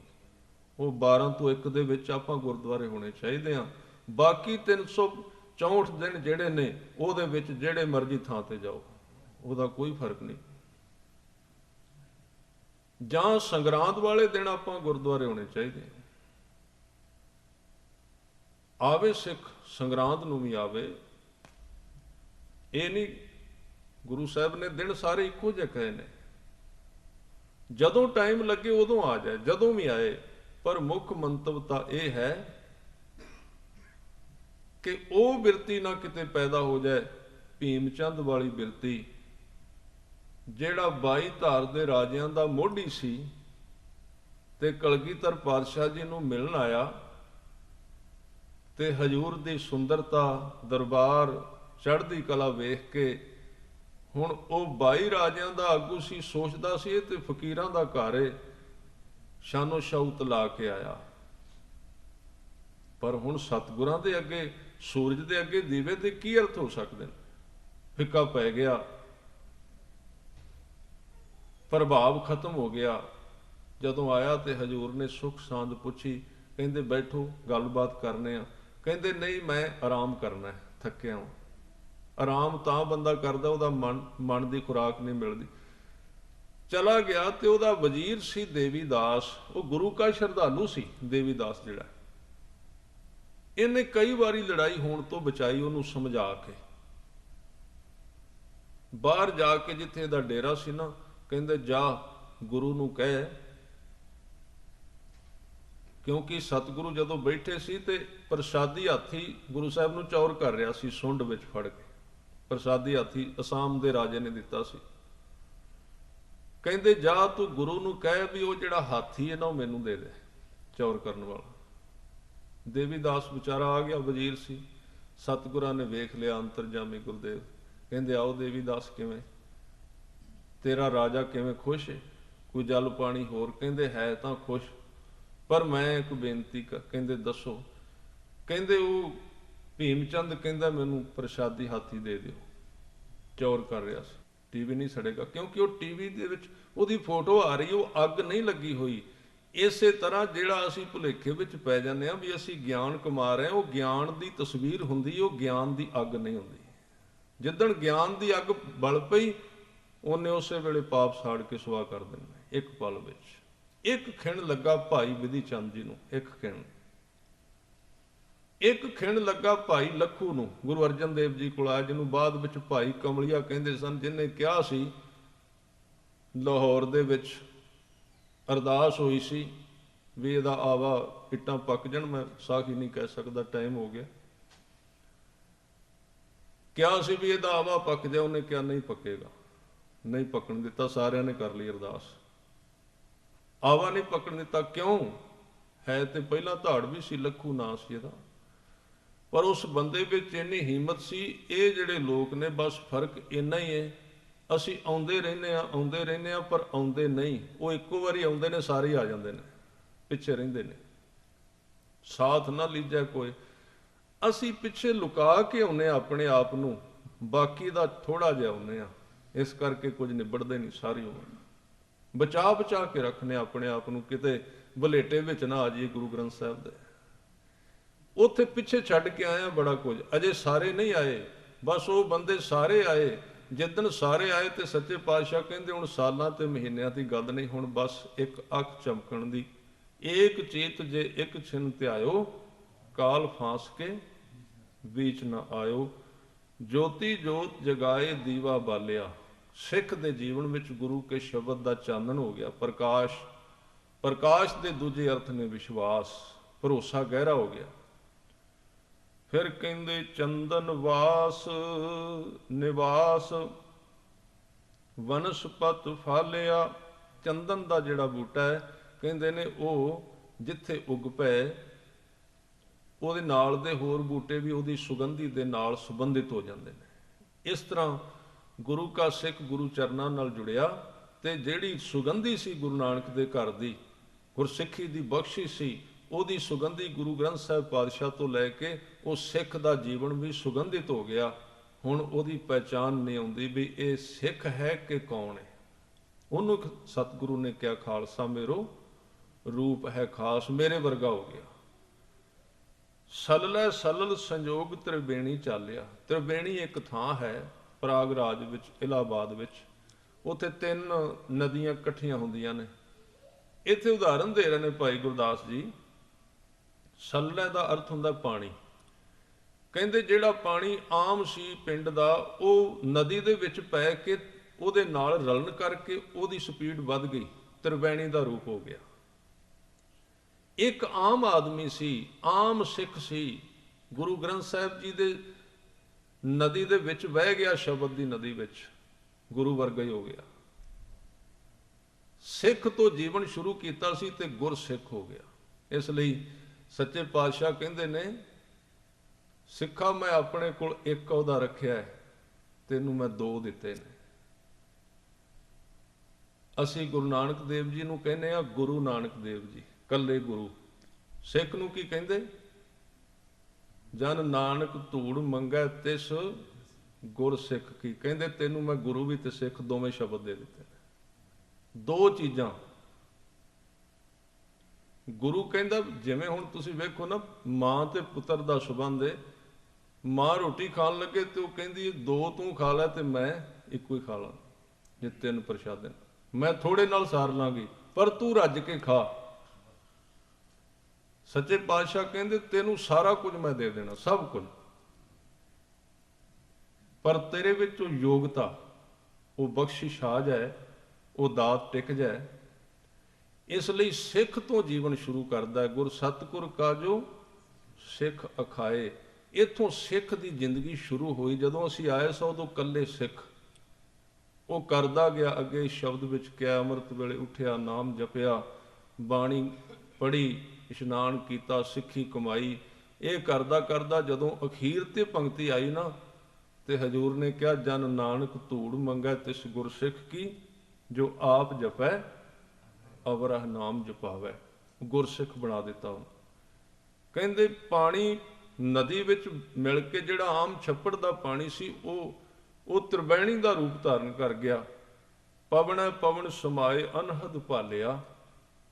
ਇਸ ਤਰ੍ਹਾਂ ਪਵਨ ਦੇ ਵਿੱਚ ਪਵਨ, ਪਵਨ ਦੇ ਅਰਥ ਨੇ ਸਵਾਸ, ਸਵਾਸਾਂ ਦੇ ਵਿੱਚ ਯਾਨੀ ਕਿ ਪ੍ਰਾਣਾਂ ਦੇ ਵਿੱਚ ਗੁਰੂ ਕੇ ਸ਼ਬਦ ਨੂੰ ਜਦੋਂ ਟਿਕਾਇਆ ਨਾ, ਤੇ ਇਹ ਪ੍ਰਾਣ ਸ਼ਬਦ ਦਾ ਰੂਪ ਧਾਰਨ ਕਰ ਗਏ।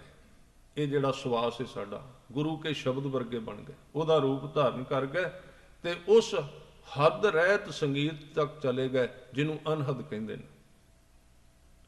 ਹੀਰਾ ਹੀਰਾ ਵੇਦ ਪਰੋਏ ਦਿਖਾਲਿਆ। ਹੀਰੇ ਦੇ ਵਿੱਚ ਹੀਰਾ ਵਿੰਨ ਕੇ ਸੁਰਾਖ ਪਾਉਂਦੇ ਨੇ ਤਾਂ ਉਹ ਹੀਰਾ ਸੰਪੂਰਨ ਹੁੰਦਾ ਹੈ। ਉਹ ਇੱਕ ਸੰਪੂਰਨਤਾ ਨੂੰ ਪ੍ਰਾਪਤ ਕਰ ਗਿਆ। ਪੱਥਰ ਪਾਰਸ ਹੋਏ ਪਾਰਸ ਪਾਲਿਆ। ਪਾਰਸ ਇੱਕ ਧਾਤ ਮੰਨੀ ਗਈ ਹੈ, ਜਿਹੜੀ ਕਿਸੇ ਲੋਹੇ ਨੂੰ ਛੂਹੇ ਜਾਂ ਪੱਥਰ ਨੂੰ ਛੂਹੇ ਉਹਨੂੰ ਹੀਰਾ ਬਣਾ ਦਿੰਦੀ। ਪੱਥਰ ਪਾਰਸ ਹੋਏ ਪਾਰਸ ਪਾਲਿਆ, ਪਾਰਸ ਵਰਗਾ ਹੋ ਗਿਆ, ਯਾਨੀ ਕਿ ਸਿੱਖ ਗੁਰੂ ਵਰਗਾ। ਇਹ ਸਾਰੀ ਧੁਨੀ ਇਹ ਹੈ ਸਾਰੀਆਂ ਪੰਕਤੀਆਂ ਦੇ ਵਿੱਚ। ਅਨਲ ਪੰਖ ਪੁੱਤ ਹੋਏ ਪਿਤਾ ਸੰਭਾਲਿਆ।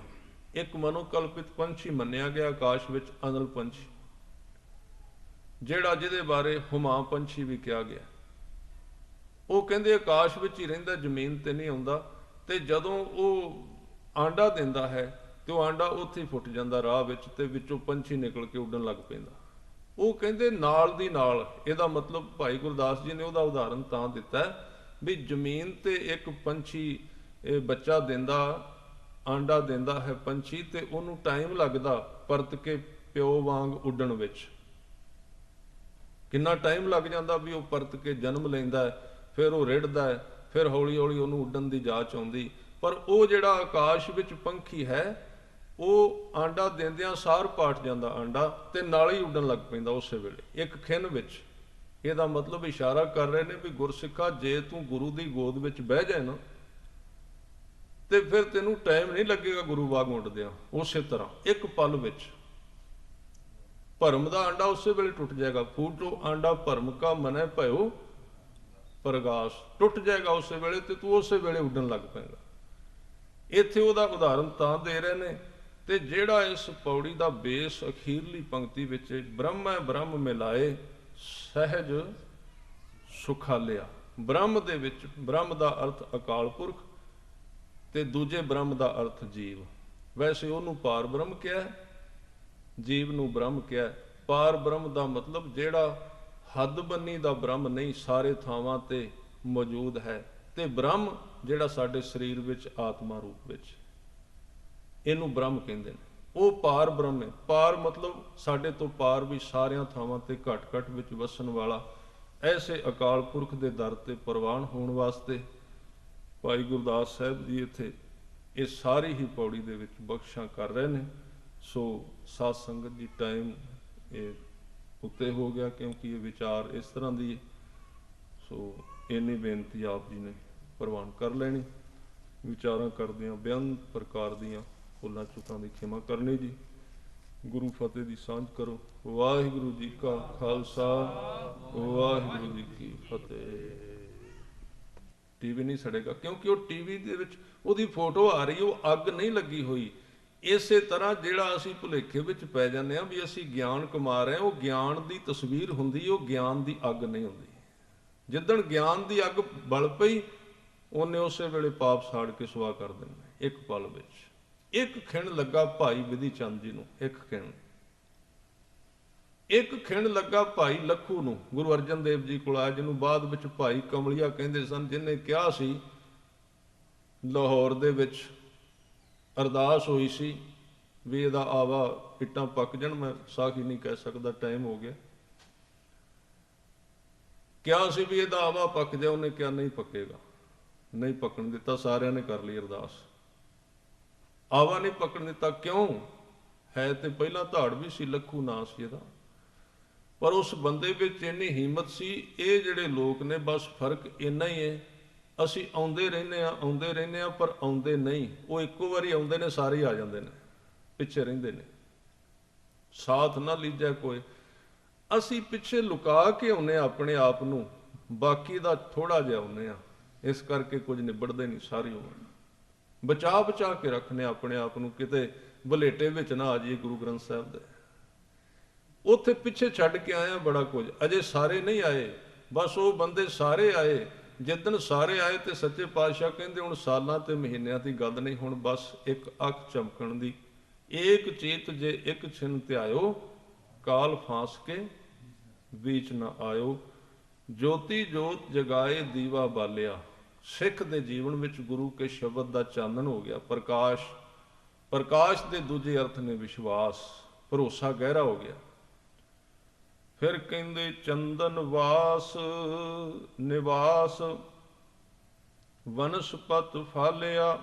ਚੰਦਨ ਦਾ ਜਿਹੜਾ ਬੂਟਾ ਹੈ, ਕਹਿੰਦੇ ਨੇ ਉਹ ਜਿੱਥੇ ਉੱਗ ਪਏ, ਉਹਦੇ ਨਾਲ ਦੇ ਹੋਰ ਬੂਟੇ ਵੀ ਉਹਦੀ ਸੁਗੰਧੀ ਦੇ ਨਾਲ ਸੰਬੰਧਿਤ ਹੋ ਜਾਂਦੇ ਨੇ। ਇਸ ਤਰ੍ਹਾਂ ਗੁਰੂ ਕਾ ਸਿੱਖ ਗੁਰੂ ਚਰਨਾਂ ਨਾਲ ਜੁੜਿਆ, ਤੇ ਜਿਹੜੀ ਸੁਗੰਧੀ ਸੀ ਗੁਰੂ ਨਾਨਕ ਦੇ ਘਰ ਦੀ, ਗੁਰਸਿੱਖੀ ਦੀ ਬਖਸ਼ਿਸ਼ ਸੀ, ਉਹਦੀ ਸੁਗੰਧੀ ਗੁਰੂ ਗ੍ਰੰਥ ਸਾਹਿਬ ਪਾਤਸ਼ਾਹ ਤੋਂ ਲੈ ਕੇ ਉਹ ਸਿੱਖ ਦਾ ਜੀਵਨ ਵੀ ਸੁਗੰਧਿਤ ਹੋ ਗਿਆ। ਹੁਣ ਉਹਦੀ ਪਹਿਚਾਣ ਨਹੀਂ ਆਉਂਦੀ ਵੀ ਇਹ ਸਿੱਖ ਹੈ ਕਿ ਕੌਣ ਹੈ। ਉਹਨੂੰ ਸਤਿਗੁਰੂ ਨੇ ਕਿਹਾ, ਖਾਲਸਾ ਮੇਰੋ ਰੂਪ ਹੈ ਖਾਸ, ਮੇਰੇ ਵਰਗਾ ਹੋ ਗਿਆ। ਸਲਲੈ ਸਲਲ ਸੰਜੋਗ ਤ੍ਰਿਵੇਣੀ ਚਾਲਿਆ। ਤ੍ਰਿਵੇਣੀ ਇੱਕ ਥਾਂ ਹੈ ਪ੍ਰਾਗਰਾਜ ਵਿੱਚ, ਇਲਾਹਾਬਾਦ ਵਿੱਚ। ਉੱਥੇ 3 ਨਦੀਆਂ ਇਕੱਠੀਆਂ ਹੁੰਦੀਆਂ ਨੇ।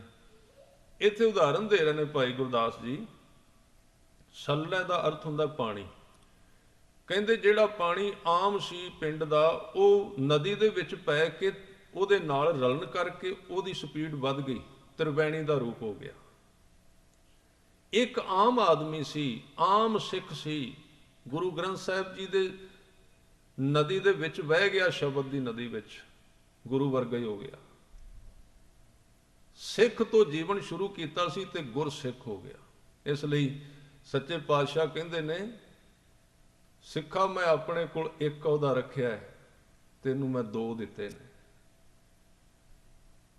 ਅਸੀਂ ਗੁਰੂ ਨਾਨਕ ਦੇਵ ਜੀ ਨੂੰ ਕਹਿੰਦੇ ਆ ਗੁਰੂ ਨਾਨਕ ਦੇਵ ਜੀ, ਕੱਲੇ ਗੁਰੂ। ਸਿੱਖ ਨੂੰ ਕੀ ਕਹਿੰਦੇ? ਜਨ ਨਾਨਕ ਧੂੜ ਮੰਗੈ ਤਿਸ ਗੁਰ ਸਿੱਖ ਕੀ। ਕਹਿੰਦੇ ਤੈਨੂੰ ਮੈਂ ਗੁਰੂ ਵੀ ਤੇ ਸਿੱਖ ਦੋਵੇਂ ਸ਼ਬਦ ਦੇ ਦਿੱਤੇ ਨੇ। ਦੋ ਚੀਜ਼ਾਂ। ਗੁਰੂ ਕਹਿੰਦਾ, ਜਿਵੇਂ ਹੁਣ ਤੁਸੀਂ ਵੇਖੋ ਨਾ, ਮਾਂ ਤੇ ਪੁੱਤਰ ਦਾ ਸੰਬੰਧ ਹੈ। ਮਾਂ ਰੋਟੀ ਖਾਣ ਲੱਗੇ ਤੇ ਉਹ ਕਹਿੰਦੀ ਦੋ ਤੂੰ ਖਾ ਲੈ ਤੇ ਮੈਂ ਇੱਕੋ ਹੀ ਖਾ ਲਾਂ, ਜੇ ਤਿੰਨ ਪ੍ਰਸ਼ਾਦੇ, ਮੈਂ ਥੋੜੇ ਨਾਲ ਸਾਰ ਲਾਂਗੀ ਪਰ ਤੂੰ ਰੱਜ ਕੇ ਖਾ। ਸੱਚੇ ਪਾਤਸ਼ਾਹ ਕਹਿੰਦੇ ਤੈਨੂੰ ਸਾਰਾ ਕੁਝ ਮੈਂ ਦੇ ਦੇਣਾ, ਸਭ ਕੁਝ, ਪਰ ਤੇਰੇ ਵਿੱਚ ਉਹ ਯੋਗਤਾ, ਉਹ ਬਖਸ਼ਿਸ਼ ਆ ਜਾਏ, ਉਹ ਦਾਤ ਟਿਕ ਜਾਏ। ਇਸ ਲਈ ਸਿੱਖ ਤੋਂ ਜੀਵਨ ਸ਼ੁਰੂ ਕਰਦਾ ਹੈ। ਗੁਰ ਸਤਿਗੁਰ ਕਾਜੋ ਸਿੱਖ ਅਖਾਏ। ਇੱਥੋਂ ਸਿੱਖ ਦੀ ਜ਼ਿੰਦਗੀ ਸ਼ੁਰੂ ਹੋਈ। ਜਦੋਂ ਅਸੀਂ ਆਏ ਸਾਂ ਉਦੋਂ ਇਕੱਲੇ ਸਿੱਖ। ਉਹ ਕਰਦਾ ਗਿਆ ਅੱਗੇ ਸ਼ਬਦ ਵਿੱਚ ਕਿਹਾ, ਅੰਮ੍ਰਿਤ ਵੇਲੇ ਉੱਠਿਆ, ਨਾਮ ਜਪਿਆ, ਬਾਣੀ ਪੜ੍ਹੀ, ਇਸ਼ਨਾਨ ਕੀਤਾ, ਸਿੱਖੀ ਕਮਾਈ। ਇਹ ਕਰਦਾ ਕਰਦਾ ਜਦੋਂ ਅਖੀਰ ਤੇ ਪੰਕਤੀ ਆਈ ਨਾ, ਤੇ ਹਜ਼ੂਰ ਨੇ ਕਿਹਾ, ਜਨ ਨਾਨਕ ਧੂੜ ਮੰਗੈ ਤਿਸ ਗੁਰਸਿੱਖ ਕੀ, ਜੋ ਆਪ ਜਪੈ ਅਵਰਹ ਨਾਮ ਜਪਾਵੈ। ਗੁਰਸਿੱਖ ਬਣਾ ਦਿੱਤਾ ਉਹਨੂੰ। ਕਹਿੰਦੇ ਪਾਣੀ ਨਦੀ ਵਿੱਚ ਮਿਲ ਕੇ ਜਿਹੜਾ ਆਮ ਛੱਪੜ ਦਾ ਪਾਣੀ ਸੀ, ਉਹ ਤ੍ਰਿਵੈਣੀ ਦਾ ਰੂਪ ਧਾਰਨ ਕਰ ਗਿਆ। ਪਵਣੈ ਪਵਨ ਸਮਾਏ ਅਨਹਦ ਭਾਲਿਆ। ਇਸ ਤਰ੍ਹਾਂ ਪਵਨ ਦੇ ਵਿੱਚ ਪਵਨ, ਪਵਨ ਦੇ ਅਰਥ ਨੇ ਸਵਾਸ, ਸਵਾਸਾਂ ਦੇ ਵਿੱਚ ਯਾਨੀ ਕਿ ਪ੍ਰਾਣਾਂ ਦੇ ਵਿੱਚ ਗੁਰੂ ਕੇ ਸ਼ਬਦ ਨੂੰ ਜਦੋਂ ਟਿਕਾਇਆ ਨਾ, ਤੇ ਇਹ ਪ੍ਰਾਣ ਸ਼ਬਦ ਦਾ ਰੂਪ ਧਾਰਨ ਕਰ ਗਏ। ਇਹ ਜਿਹੜਾ ਸਵਾਸ ਹੈ ਸਾਡਾ, ਗੁਰੂ ਕੇ ਸ਼ਬਦ ਵਰਗੇ ਬਣ ਗਏ, ਉਹਦਾ ਰੂਪ ਧਾਰਨ ਕਰ ਗਏ, ਤੇ ਉਸ ਹੱਦ ਰਹਿਤ ਸੰਗੀਤ ਤੱਕ ਚਲੇ ਗਏ ਜਿਹਨੂੰ ਅਨਹਦ ਕਹਿੰਦੇ ਨੇ। ਹੀਰਾ ਹੀਰਾ ਵੇਦ ਪਰੋਏ ਦਿਖਾਲਿਆ। ਹੀਰੇ ਦੇ ਵਿੱਚ ਹੀਰਾ ਵਿੰਨ ਕੇ ਸੁਰਾਖ ਪਾਉਂਦੇ ਨੇ ਤਾਂ ਉਹ ਹੀਰਾ ਸੰਪੂਰਨ ਹੁੰਦਾ ਹੈ। ਉਹ ਇੱਕ ਸੰਪੂਰਨਤਾ ਨੂੰ ਪ੍ਰਾਪਤ ਕਰ ਗਿਆ। ਪੱਥਰ ਪਾਰਸ ਹੋਏ ਪਾਰਸ ਪਾਲਿਆ। ਪਾਰਸ ਇੱਕ ਧਾਤ ਮੰਨੀ ਗਈ ਹੈ ਜਿਹੜੀ ਕਿਸੇ ਲੋਹੇ ਨੂੰ ਛੂਹੇ ਜਾਂ ਪੱਥਰ ਨੂੰ ਛੂਹੇ ਉਹਨੂੰ ਹੀਰਾ ਬਣਾ ਦਿੰਦੀ। ਪੱਥਰ ਪਾਰਸ ਹੋਏ ਪਾਰਸ ਪਾਲਿਆ, ਪਾਰਸ ਵਰਗਾ ਹੋ ਗਿਆ, ਯਾਨੀ ਕਿ ਸਿੱਖ ਗੁਰੂ ਵਰਗਾ। ਇਹ ਸਾਰੀ ਧੁਨੀ ਇਹ ਹੈ ਸਾਰੀਆਂ ਪੰਕਤੀਆਂ ਦੇ ਵਿੱਚ। ਅਨਲ ਪੰਖ ਪੁੱਤ ਹੋਏ ਪਿਤਾ ਸੰਭਾਲਿਆ। ਇੱਕ ਮਨੋਕਲਪਿਤ ਪੰਛੀ ਮੰਨਿਆ ਗਿਆ ਆਕਾਸ਼ ਵਿੱਚ, ਅਨਲ ਪੰਛੀ, ਜਿਹੜਾ ਜਿਹਦੇ ਬਾਰੇ ਹੁਮਾ ਪੰਛੀ ਵੀ ਕਿਹਾ ਗਿਆ। ਉਹ ਕਹਿੰਦੇ ਆਕਾਸ਼ ਵਿੱਚ ਹੀ ਰਹਿੰਦਾ, ਜ਼ਮੀਨ ਤੇ ਨਹੀਂ ਆਉਂਦਾ, ਤੇ ਜਦੋਂ ਉਹ ਆਂਡਾ ਦਿੰਦਾ ਹੈ ਤੇ ਉਹ ਆਂਡਾ ਉੱਥੇ ਹੀ ਫੁੱਟ ਜਾਂਦਾ ਰਾਹ ਵਿੱਚ, ਤੇ ਵਿੱਚੋਂ ਪੰਛੀ ਨਿਕਲ ਕੇ ਉੱਡਣ ਲੱਗ ਪੈਂਦਾ। ਉਹ ਕਹਿੰਦੇ ਨਾਲ ਦੀ ਨਾਲ, ਇਹਦਾ ਮਤਲਬ ਭਾਈ ਗੁਰਦਾਸ ਜੀ ਨੇ ਉਹਦਾ ਉਦਾਹਰਨ ਤਾਂ ਦਿੱਤਾ ਵੀ ਜ਼ਮੀਨ ਤੇ ਇੱਕ ਪੰਛੀ ਇਹ ਬੱਚਾ ਦਿੰਦਾ, ਆਂਡਾ ਦਿੰਦਾ ਹੈ ਪੰਛੀ, ਤੇ ਉਹਨੂੰ ਟਾਈਮ ਲੱਗਦਾ ਪਰਤ ਕੇ ਪਿਓ ਵਾਂਗ ਉੱਡਣ ਵਿੱਚ। ਕਿੰਨਾ ਟਾਈਮ ਲੱਗ ਜਾਂਦਾ ਵੀ ਉਹ ਪਰਤ ਕੇ ਜਨਮ ਲੈਂਦਾ ਹੈ, ਫਿਰ ਉਹ ਰਿੜਦਾ ਹੈ, ਫਿਰ ਹੌਲੀ ਹੌਲੀ ਉਹਨੂੰ ਉੱਡਣ ਦੀ ਜਾਚ ਆਉਂਦੀ। ਪਰ ਉਹ ਜਿਹੜਾ ਆਕਾਸ਼ ਵਿੱਚ ਪੰਖੀ ਹੈ, ਉਹ ਆਂਡਾ ਦਿੰਦਿਆਂ ਸਾਰ ਪਾਟ ਜਾਂਦਾ ਆਂਡਾ, ਤੇ ਨਾਲ ਹੀ ਉੱਡਣ ਲੱਗ ਪੈਂਦਾ ਉਸੇ ਵੇਲੇ, ਇੱਕ ਖਿੰਨ ਵਿੱਚ। ਇਹਦਾ ਮਤਲਬ ਇਸ਼ਾਰਾ ਕਰ ਰਹੇ ਨੇ ਵੀ ਗੁਰਸਿੱਖਾ, ਜੇ ਤੂੰ ਗੁਰੂ ਦੀ ਗੋਦ ਵਿੱਚ ਬਹਿ ਜਾਏ ਨਾ, ਤੇ ਫਿਰ ਤੈਨੂੰ ਟਾਈਮ ਨਹੀਂ ਲੱਗੇਗਾ ਗੁਰੂ ਵਾਂਗ ਉੱਡਦਿਆਂ। ਉਸੇ ਤਰ੍ਹਾਂ ਇੱਕ ਪਲ ਵਿੱਚ ਭਰਮ ਦਾ ਆਂਡਾ ਉਸੇ ਵੇਲੇ ਟੁੱਟ ਜਾਏਗਾ। ਫੂਟੋ ਆਂਡਾ ਭਰਮ ਕਾ ਮਨੈ ਭਇਓ ਪ੍ਰਗਾਸ। ਟੁੱਟ ਜਾਏਗਾ ਉਸੇ ਵੇਲੇ, ਤੇ ਤੂੰ ਉਸੇ ਵੇਲੇ ਉੱਡਣ ਲੱਗ ਪਏਗਾ। ਇੱਥੇ ਉਹਦਾ ਉਦਾਹਰਨ ਤਾਂ ਦੇ ਰਹੇ ਨੇ। ਤੇ ਜਿਹੜਾ ਇਸ ਪੌੜੀ ਦਾ ਬੇਸ ਅਖੀਰਲੀ ਪੰਕਤੀ ਵਿੱਚ, ਬ੍ਰਹਮੈ ਬ੍ਰਹਮ ਮਿਲਾਏ ਸਹਿਜ ਸੁਖਾਲਿਆ। ਬ੍ਰਹਮ ਦੇ ਵਿੱਚ, ਬ੍ਰਹਮ ਦਾ ਅਰਥ ਅਕਾਲ ਪੁਰਖ, ਤੇ ਦੂਜੇ ਬ੍ਰਹਮ ਦਾ ਅਰਥ